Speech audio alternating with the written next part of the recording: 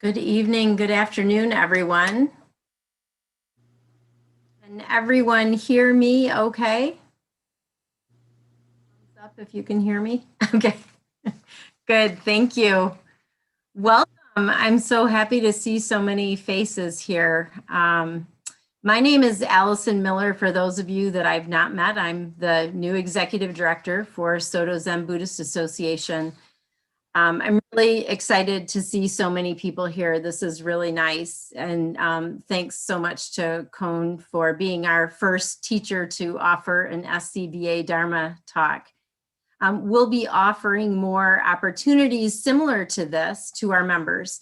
And the reasons for it is to really enhance engagement and involvement for our members, to offer a container for you to meet and get to know one another maybe a little bit better, and then to provide a space so that you can learn from one another from different lineage perspectives. And many of you, as I've been doing my walkabout conversations with folks, people have identified that cross lineage as being something important to all of you. So I'm grateful for this opportunity to bring this to you. Finally, also the Dharma Talks are an offering that we can provide to those outside of the organization who are curious about Zen Buddhism and who can benefit from the rich teachings of Buddha. So we will be leaving our chat on this evening or this afternoon, wherever you are. So if you have some questions, you can feel free. Koun will not be looking at chat while he's talking, but we will be collecting your comments or your questions, and we'll be sure to get those to him at the conclusion of his talk. So feel free to send those along. And many of you know Koun Franz. He's a Soto Zen priest and a guiding teacher of Thousand Harbor Zen in Halifax, Nova Scotia. He grew up in Montana, but he moved to Japan after college, where he stayed for 12 years.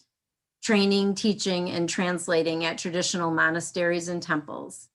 He served as resident priest of the Anchorage Zen Community. He was vice president of the SZBA, and he is now the editor of Buddha Dharma, the Practitioner's Guide.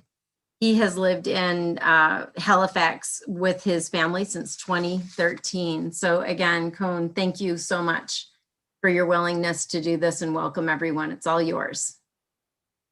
Thank you. And good evening, everyone. It's really fun to look at the screen and see how many faces I know and how many faces I don't know. Thank you for coming tonight. I want to begin this evening with bows. I'm going to bow to you, and you're welcome to bow in return, and to everyone else. Just 3.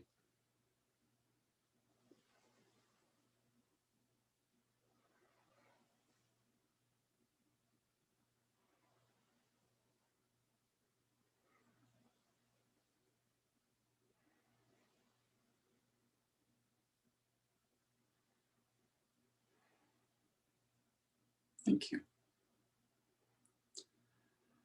The unsurpassed, profound, and wondrous Dharma is rarely met with, even in 100,000 million kalpas.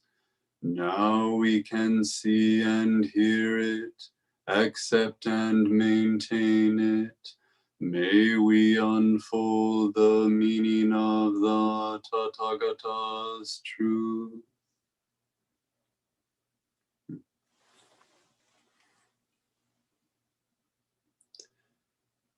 Before I get too deeply into the topic for tonight, because it's the first one of these talks, I want to say just a couple words about that verse, the sutra opening verse. The unsurpassed, profound, and wondrous Dharma is rarely met with, even in 100,000 million kalpas. We say this at the beginning of something like this, before someone is going to talk, before someone who's wearing robes and surrounded by incense is going to say something. And I think it's good to offer ourselves a little reminder of what it really means. The unsurpassed, profound, and wondrous Dharma is rarely met with, doesn't mean that it's rarely here. This is about us. It's that we rarely meet it. It has nothing to do with what I'm about to say. It has nothing to do with what anyone is about to say. We say, now we can see and hear it, accept and maintain it. And because we say this before a talk, it sounds like something special is going to happen. I promise you, nothing special is going to happen. The now is always now. Now we can see and hear it. Now we can accept it. Now we can maintain it in every possible moment. So though I deeply appreciate your attention, in a way, this is a front, right? When we come together in this way and we talk about the Dharma explicitly, it's a way of bringing our attention to that fundamental fact that it's always present. We can always hear it. We can always see it. This is just it's like a bell.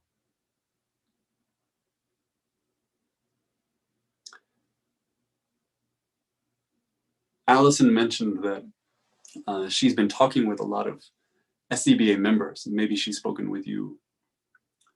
And when we spoke, one of the questions she asked, and maybe she asked you the same question, was, why Soto Zen? I get asked this question a lot. And I always hesitate. Not because I don't have an answer, but because I always feel like maybe there's a better one. Maybe I'll come up with just the right thing that makes it click for the other person. But here's what I said. I said, because I feel that this practice offers us a way to walk empty-handed through the world. And so that became this topic for tonight. I want to talk about what it means to walk through the world empty-handed. And we can acknowledge as we enter into this conversation that we come from a tradition that kind of reveres empty-handedness. The story of Dogen is that he went to China. He went all around, he went to these different temples, he met these teachers, he trained in these different ways. He received verification, he received transmission, and then he came back. And the story is that when he came back, he didn't bring anything with him except his transmission documents. That's the story I've been told over and over. He just kind of had this envelope, nothing else. I don't believe that for a minute. If I travel across an ocean and I spend time in another country, I'm going to come back with some sort of souvenir. But we have this feeling about it, that there was something authentic, that there's something true, that there's something pure about Dogen coming back essentially empty-handed. What does that mean? In Genjo Koan, Dogen writes, to study the Buddha way is to study the self. To study the self is to forget the self. Everybody knows this. To forget the self is to be actualized by myriad things. When actualized by myriad things, your body and mind, as well as the bodies and minds of others, drop away. No trace of enlightenment remains, and this no trace continues endlessly. This is one of the most quoted passages from Dogen. And it's about letting go. It's about not having anything. We embark on this path. We take up the Buddha way. And in doing so, something is revealed about us. And in that revealing, there's a kind of being stripped bare. Everything just sloughs off. It's a powerful image. And again, it speaks almost to a kind of nakedness.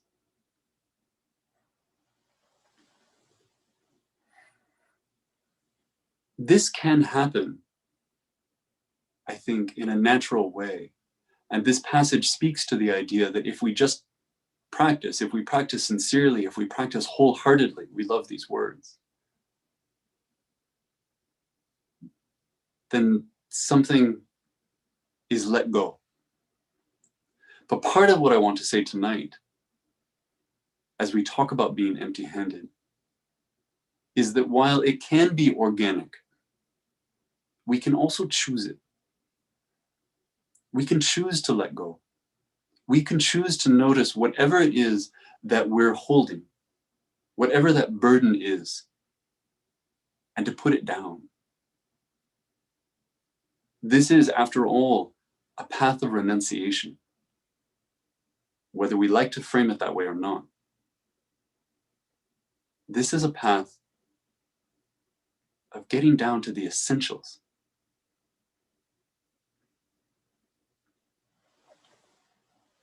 I have a short story about my teacher, which may or may not be useful in this.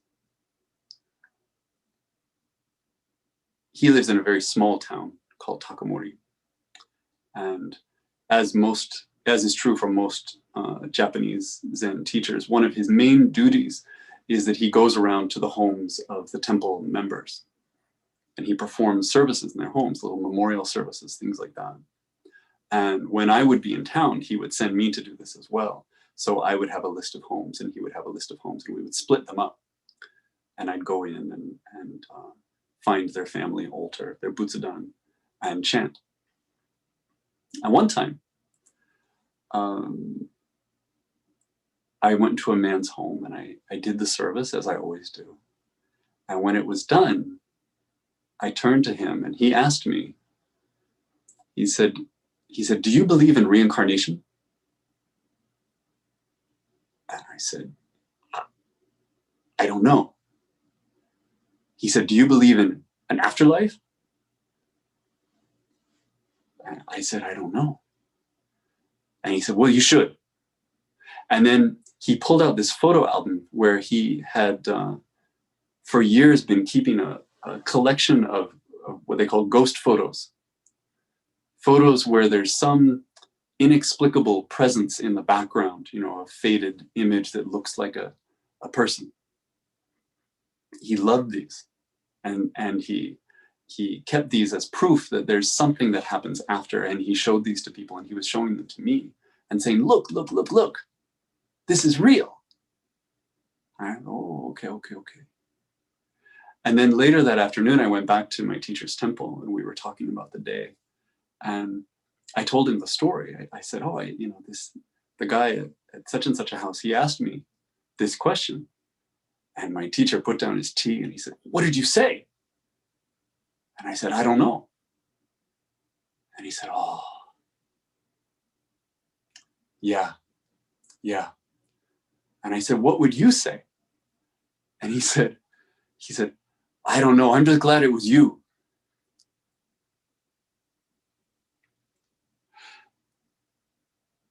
I bring this up because that belief for that man was important.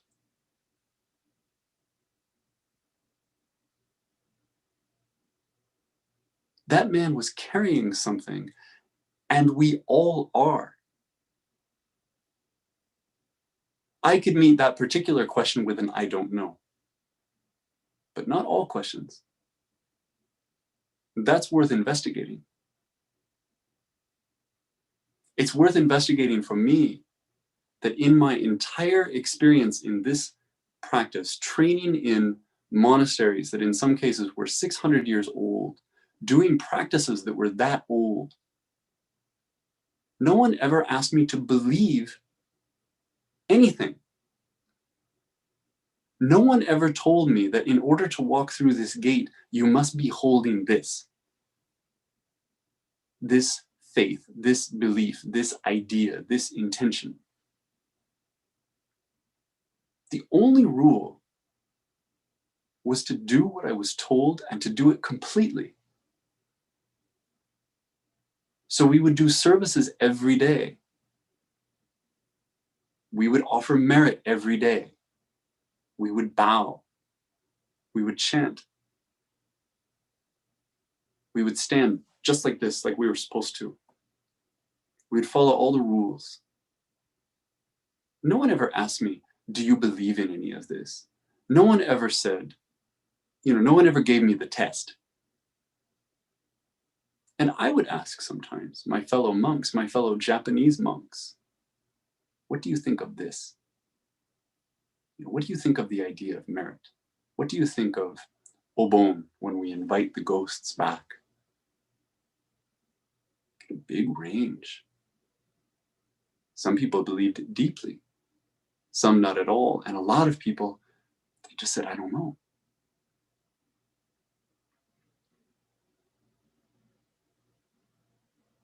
There's so much to this practice. And yet there's so little that's required of us in order to take it up.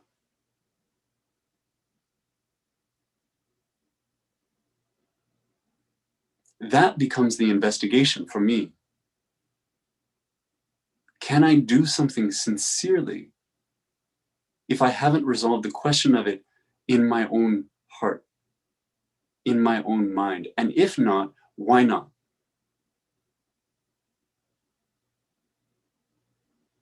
Am I holding something so that my arms are too full to now hold this other thing that's being offered? Or am I holding that thing in a way that makes me afraid to put it down because it's become a part of my identity?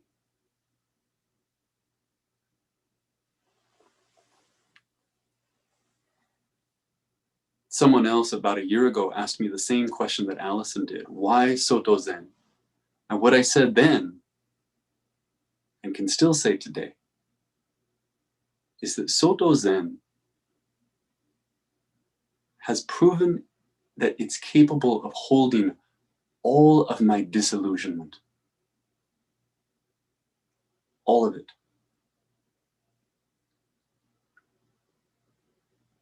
I began with so many fantasies about practice, about what this would look like, fantasies about enlightenment,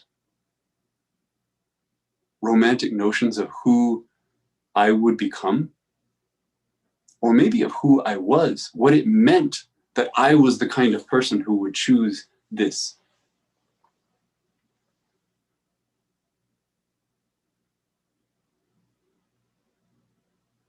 In some cases, I was so sure of what Zen was and of who I was and where I was going and what I would accomplish, what it all meant. And as I've grown older, and I don't want to say it's just because of practice, it's just age, it's just change. It's all the things that come crashing into our lives. Those things have fallen away. And sometimes they get replaced. But as they do, that soup seems to get thinner and thinner. Because I keep proving to myself that whatever I hold on tightly to is eventually going to fall away. All these security blankets, all these beliefs, all these hopes, they can't sustain the force of just being alive every day.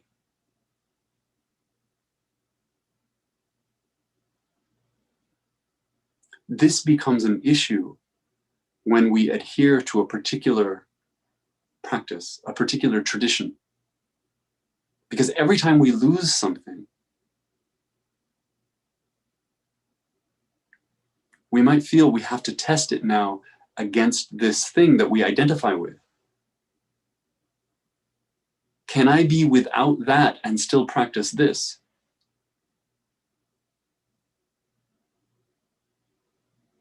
My experience on this path, personally, has been that the answer is always yes. There's always space. There's always more room to be disillusioned. And when I say disillusionment, it sounds like disappointment, and often it is. Often it's painful.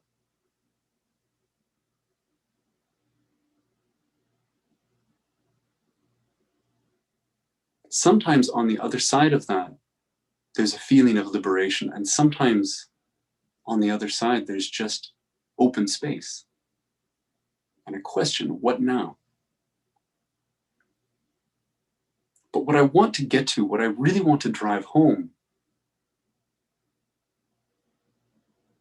is that this path that all of us have agreed to, that all of us have explored, that all of us are walking on, is at its core a path of disillusionment. I mean that in every sense of the word.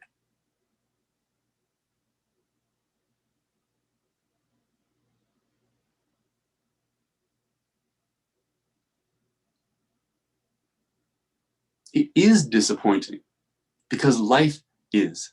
And at the same time, it is simply a stripping away of illusion. It's a path of being radically honest.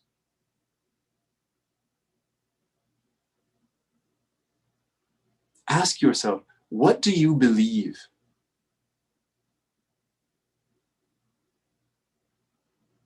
What do you have faith in? What hopes do you cling to? What story about yourself matters to you? If there are any of those things, any ideas, any beliefs, any frameworks that you don't want to let go of,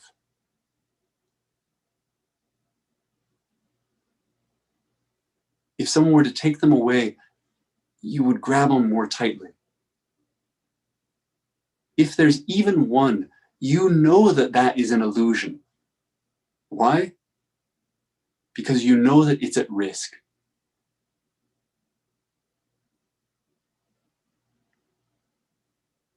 And the fact of the matter is that truth is never at risk.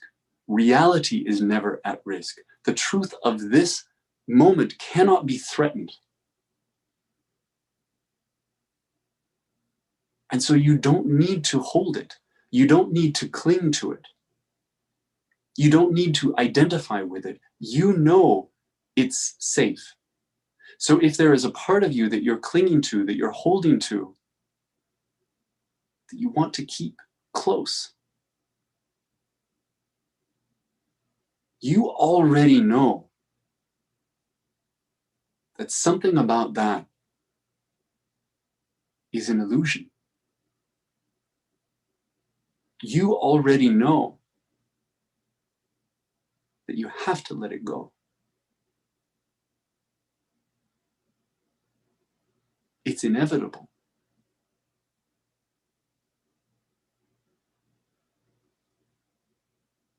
That's good news. It's hard news, but it's good news.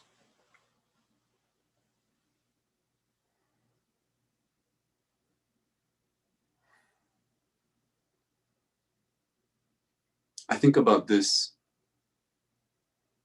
as taking a journey. And journey may not be the right word. You know, the Bodhisattva path, it's not a journey in the sense of having a destination. It's just a straight line. It doesn't end. But as we walk that straight line, as we take up that vow, that simple vow of being honest,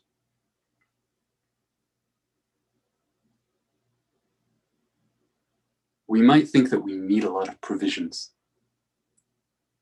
You know, we fill our pack. If we're hiking, we fill it with food and water. On the path, we fill it with certain philosophical systems, a kind of knowledge, maybe about Zen, maybe about something else. We take up things like forms. We practice bowing, not just bowing, but bowing just right. We carry the bells and the sutras and the offerings. All of these things we stuff into our pack for fear that we might be caught without them, because we imagine that we need them to sustain us.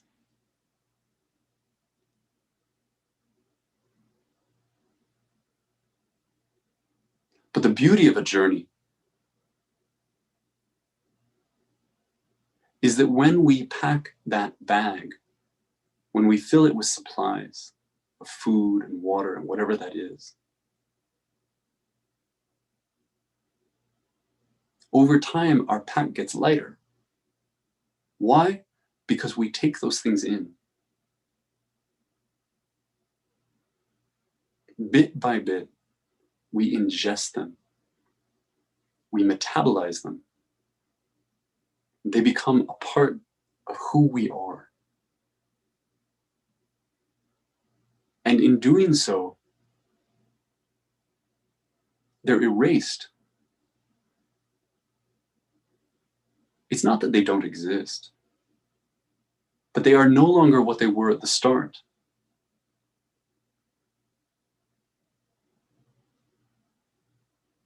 The sandwich that you eat in order to stay alive, when you're done, you no longer experience it as a sandwich. You don't have to think about it at all. Either you internalize it or you reject it. Those are your only options. Either way, your pack is getting lighter. Either way, you're moving toward a place where you're carrying nothing at all. This speaks to the notion of no profit or no gain, what we call mushotoku.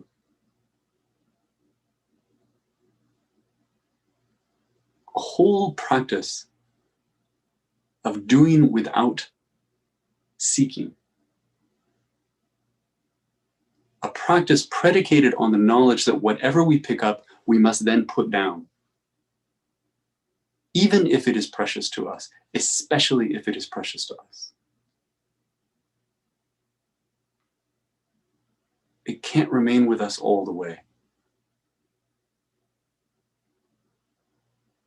And we talk about this idea of no gain sometimes as being this noble ideal. It sounds very selfless, to do something without thought of gain. But the reality for the Bodhisattva is that to do something without gain is practical. It's a pragmatic choice not to add one more thing to that pack.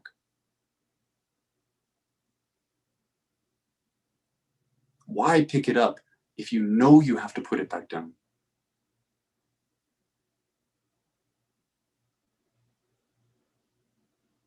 When we think that way, we become much more discerning, just as we would with food. We start to only pick up those things that nourish us, that we know we can metabolize.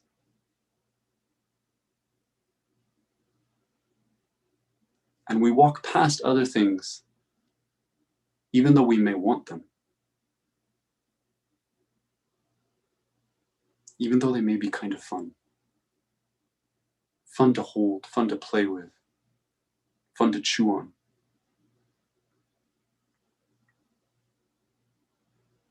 And as I'm talking about this, as I'm talking about letting go, I don't mean to say that everything you believe is wrong, or that everything in your life is a problem, but rather that the things you're holding on to must be let go of. It's not about them, it's not about their quality. It's about your relationship to them.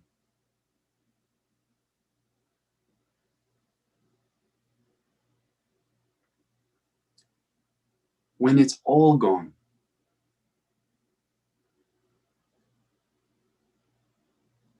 when you have put everything down, either by choice or because circumstances have jolted you into that painful moment of separation. And it happens to us all.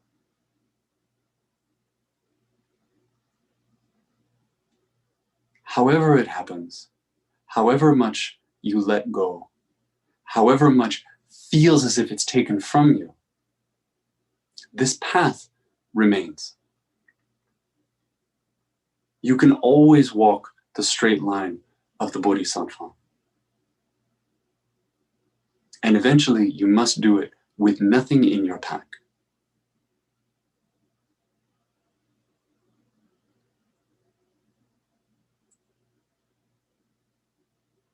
That path is always right here. It never ends. Wherever you are, that's where you're going.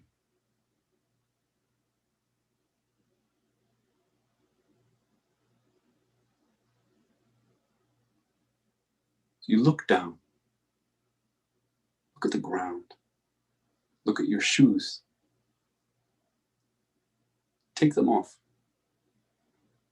You don't need them anymore. Feel the earth between your toes. That's where your work is.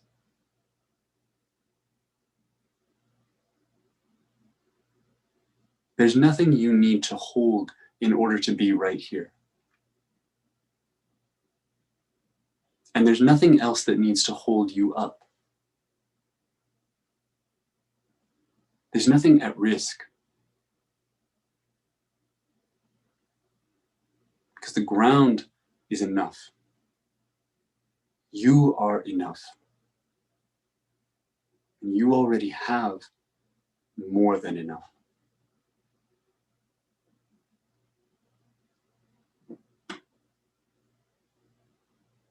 And that's where I'll stop tonight.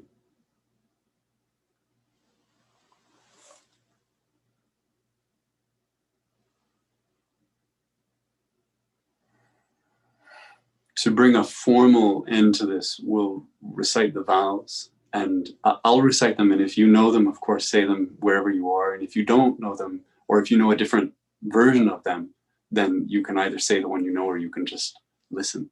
And then we'll bow 3 more times, and then we'll open this up.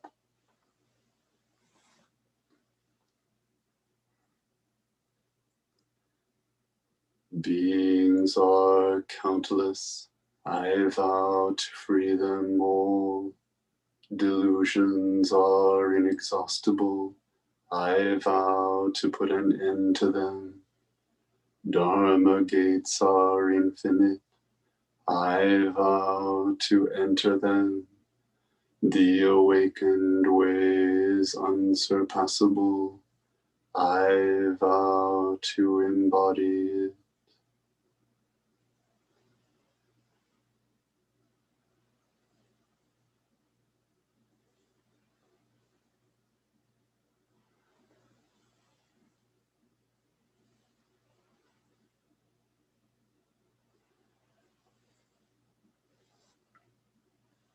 Thank you.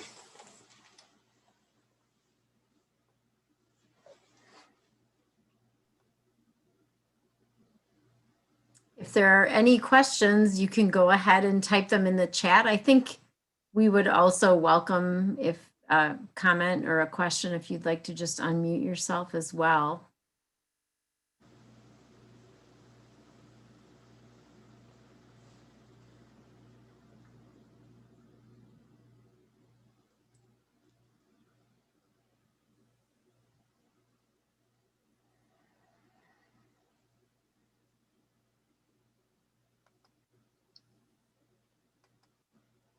I'm looking to see if I can see people better. There we go.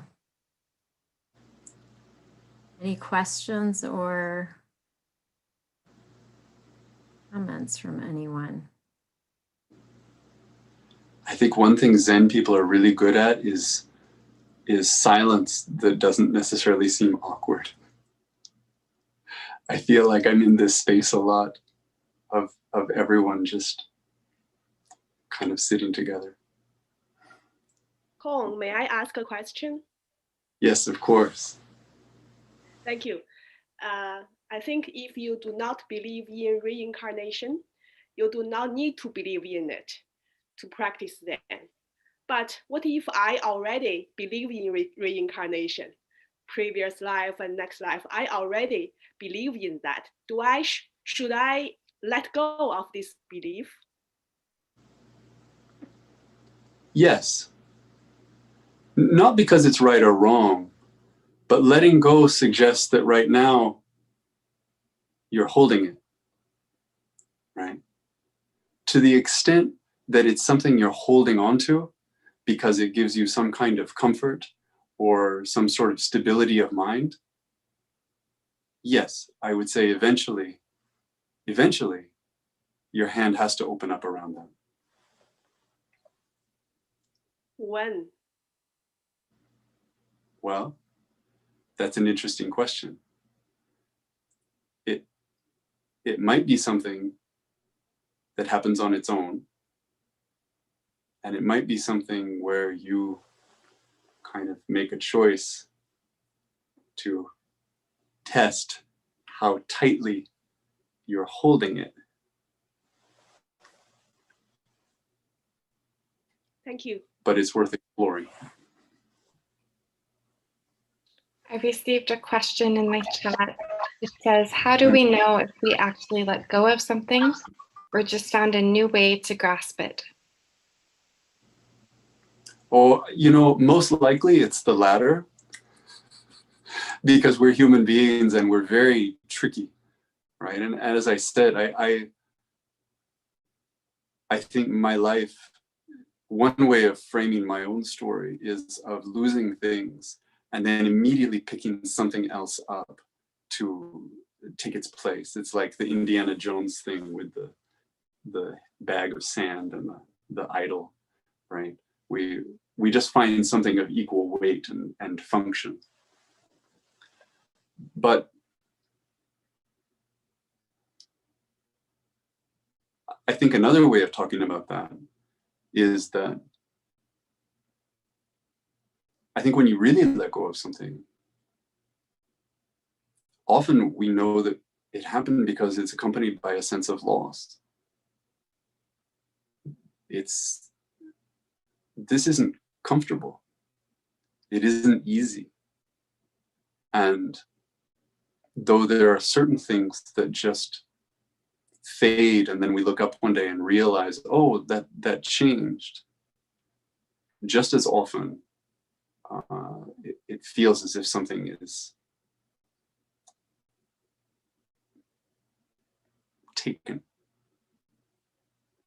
because we can't hold on anymore for whatever reason. Then I think it's very clear.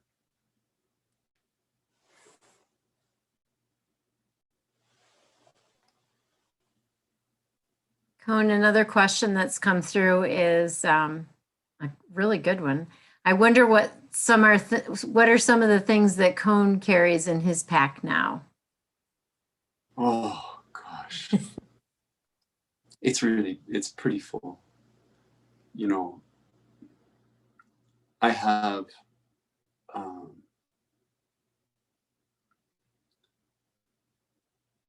kind of constantly evolving set of like marbles that represent my ideas about what it is to be a good parent. And they're always proven to be false, right? They're always proven to be illusions, but I seem to have an infinite supply. So whenever I lose some notion of that, and I'm granted access for just a moment to a new spacious vision of what this could be, I replace it with another guiding philosophy that takes me until it fails. That's a constant for me. I think that because this is a topic I think about a lot, and because I often compare myself to my younger self, the one that was kind of starting out on this journey, and I see how much has been let go, that becomes an identity as well, where I start to imagine that I'm someone who doesn't believe in anything, for example. That really isn't probably true, but it's a story that can function on kind of a deep meta level with me, because it seems to reinforce this whole idea, and yet in fact it's probably just another thing in my pack. That's when it gets insidious. And I could go on and on and on.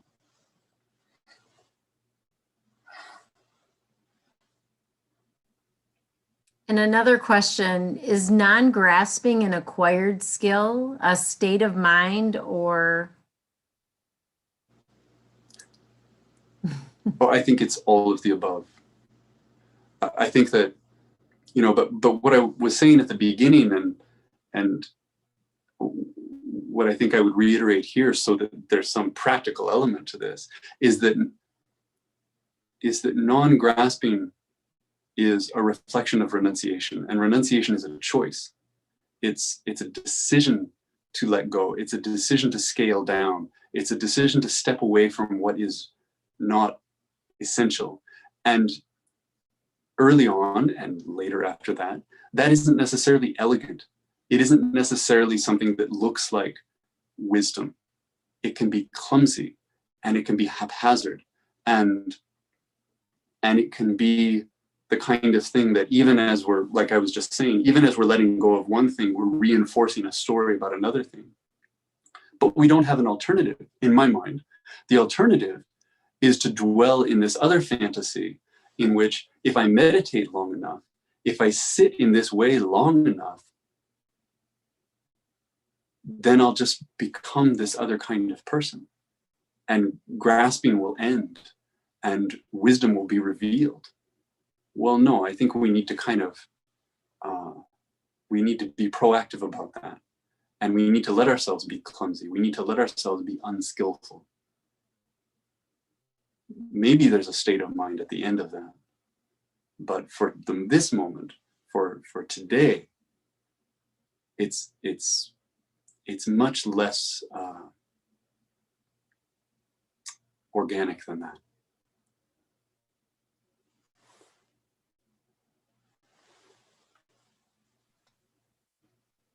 And Barbara asks, letting go of things or ideas is difficult enough, but can you talk about letting go of people like your parents or your children or your partner? Sure.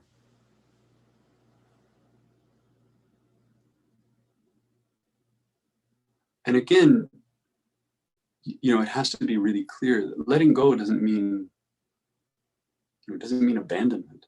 It doesn't mean walking away. With your children or with your partner, it's so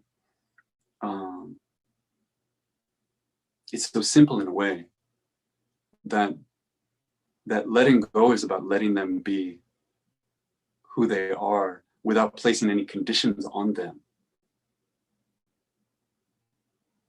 Can you wake up in the morning and look over at your partner and meet your partner for the first time?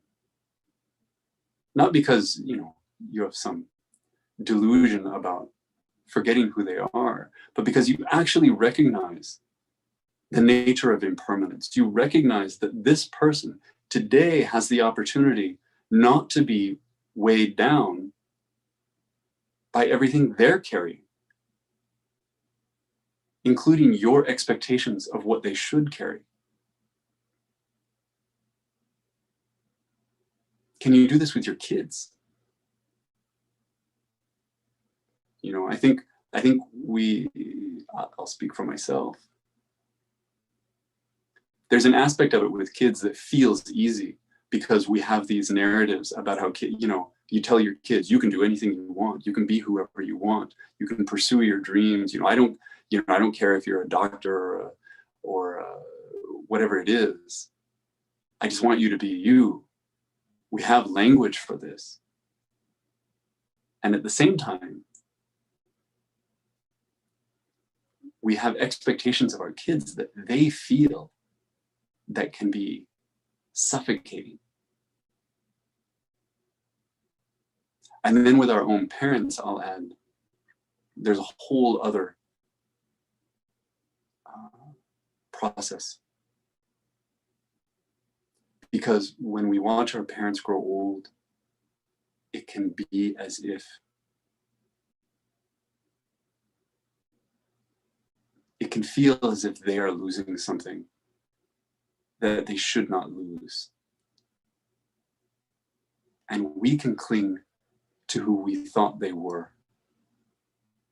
And we can cling to what they used to know or how they used to see us. Making space for someone to change, not necessarily in the way we usually say that, where someone is evolving and breaking through their own barriers, but also to allow someone to change in ways that for us are painful and represent loss is tremendously difficult, but also I think inextricable from this conversation. It's hard.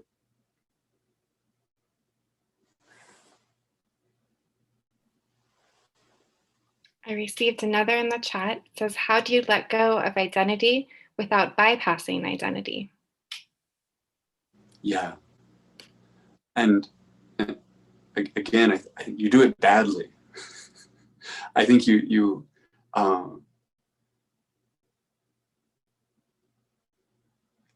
it's a process of being honest with yourself, but it's also a process of discovering how really hard it is to be honest with yourself. So you may think that you're pulling it off while you are secretly, just behind your back, constructing a replacement for that identity. Or you're just simply reshaping your current identity into the identity of somebody who is letting go of identity, right? This is bypass. And if we take this up, we experience it, we bump into it, we find the pitfalls of it. But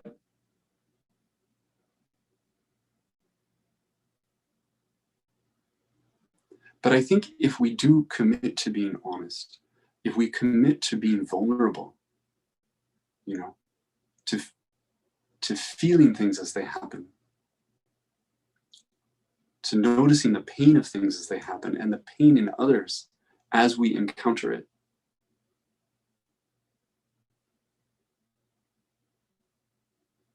I think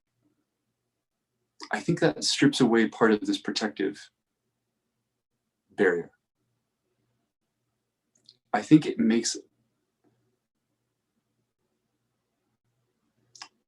it not easy necessarily, but we may find that there are aspects of our identity, at least, that we're spending more time holding on to, that we're expending greater energy in keeping them than we would be in letting them go. And when that starts to become clear, I think the letting go starts looking less like work and less like fabrication, and more, again, like just a practical choice.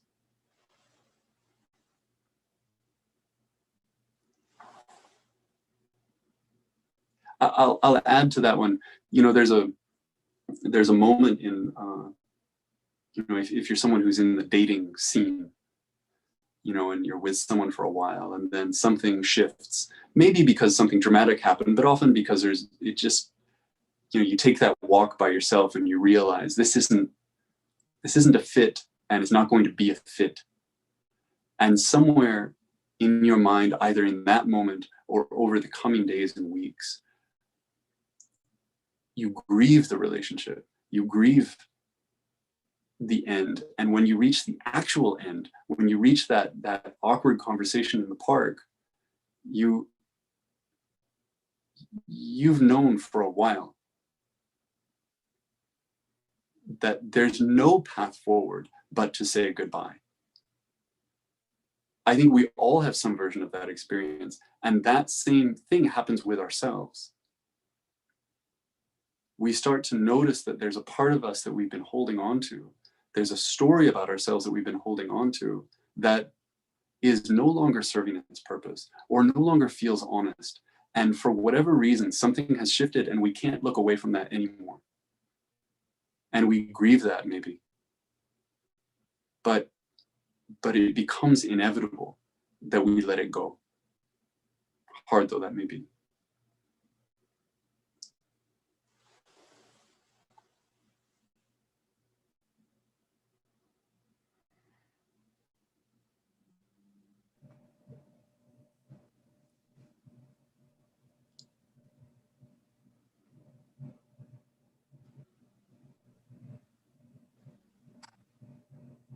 Koun, thank you so much for the talk. I just, earlier today, Roshi, I might mispronounce your name, Enkyo, talk about one of the koans, the buffalo going through the window, and how the tail, it's so hard to go through. And your two talks just so resonated. Because it's a similar, you know, why when we're all in and most, well, even when we're not all in, but when most of, you know, most of the buffaloes through, why can't we get that tail through the window when everything else is through? And I just, you're too, yeah, beautifully resonated. Thank you. Thank you. That's an interesting spin on the whole thing.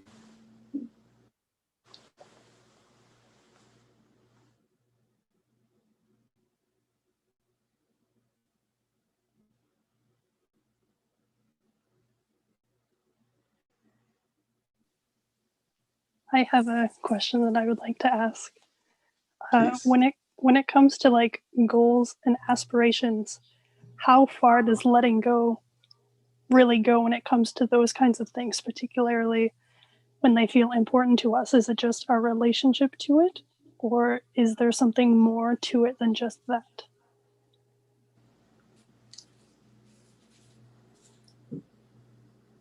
The challenge there is to be able to hold a goal that seems, you know, first we have to ask ourselves, is this goal a wholesome goal?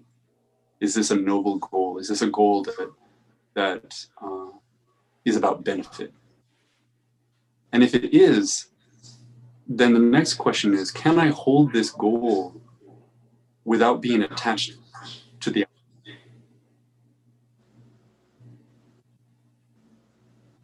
Can I strive for it? Can I dedicate myself to that? Can I give that my energy? And at the same time, be completely transparent with myself about the possibility that it may not come to fruition, or that it may become something entirely different. Am I ready for that? Can I make space for that? If the answer is yes, then there's no limit to the degree to which you can throw yourself into that and still keep your hands empty. But if the answer is no, then everything that follows is an act of control. everything that follows becomes an act of grasping. And that should be interrogated from the start, I think. Or there probably can't be a good end.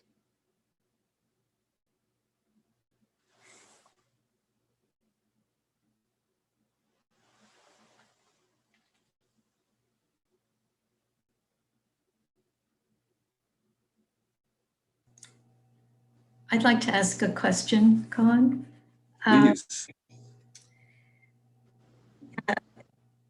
Initially, you phrased things as questions like ask yourself what hopes you cling to. Are there any beliefs you don't want to let go of? And I found those questions very evocative and opening. And then when you said you must walk the path of the Bodhisattva with nothing in your pack, I found myself resisting the language of you must do.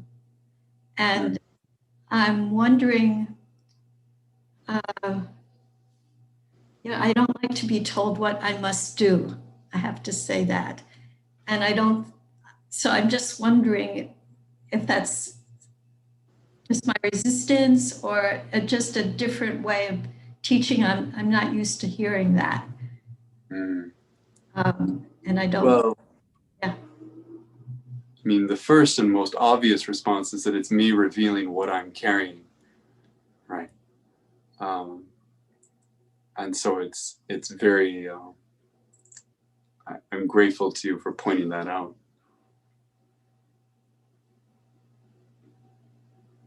I think, I don't know the answer to that.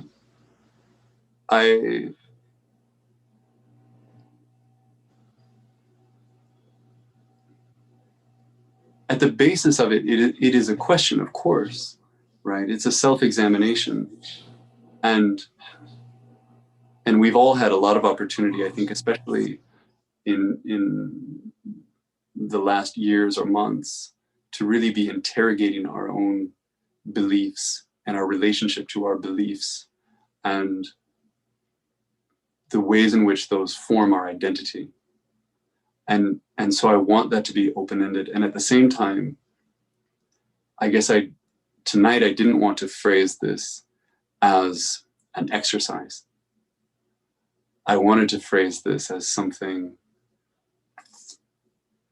with a sense of urgency about it. But hopefully not to the detriment of how it's heard. So I appreciate you bringing up that kind of gap. Thank you.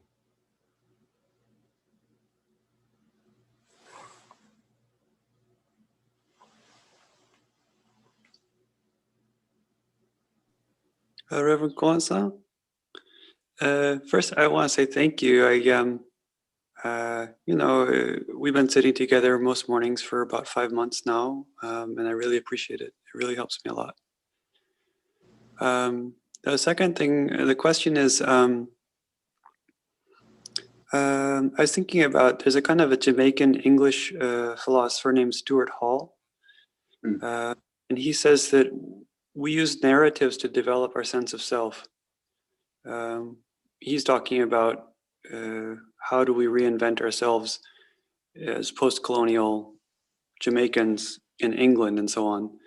But I think in general, that whole question about relinquishing self and fooling ourselves around it and all that, I guess I thought in your profession as an editor, I think you must have, that skill must get stronger and stronger in you over time.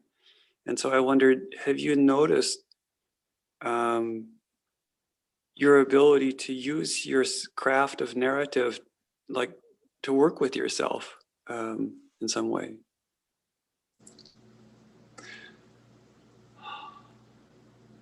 That's a really interesting question. And I don't know, it may be that I'll think about this tonight and come up with some more, some answer that really meets what you're asking. What I would say is that in my work as an editor, in my work, because I'm I'm connected to so many other figures in the Buddhist world. What I see in that work is a lot of mirrors, because I'm often dealing with how other people are constructing their identities, and specifically in ways that feel parallel to my own and represent the pitfalls that I feel in my own, because you know, I'm a Buddhist teacher and I have this kind of knowledge, or whatever that is. When you hear it coming back to you over and over in all these different ways, in all these different voices from all these different traditions, it has a jarring effect. And I would find myself driving home from work many days thinking, do I talk like that? Do I think like that? Do I have a biography in my mind that is as solid as that? You know, who do I think I really am in relationship to all of this? And I don't mean to say that everybody is egocentric. It's that everybody is forced in that context to somehow present themselves. And that can be a very revealing and vulnerable act. And I am in a position to feel that from so many different angles. And so I have found that very, very challenging, but in a really good way, where I feel that this mirror is held up to me often. I'm often in a position to kind of check myself against what I'm seeing, and I'm grateful for that, and sometimes embarrassed by that.